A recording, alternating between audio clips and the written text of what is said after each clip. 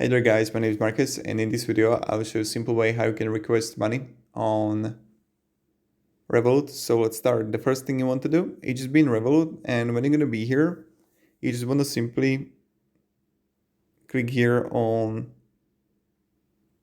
like you're going to be in transfer, and there are going to be three dots next to the split bill. You want to click on it, and you want to request via link, and right here you need to like how much money you want to request and reference. Right now I think it's going to get blocked and I won't be able to create a payment link, but you just want to press here, create a payment link.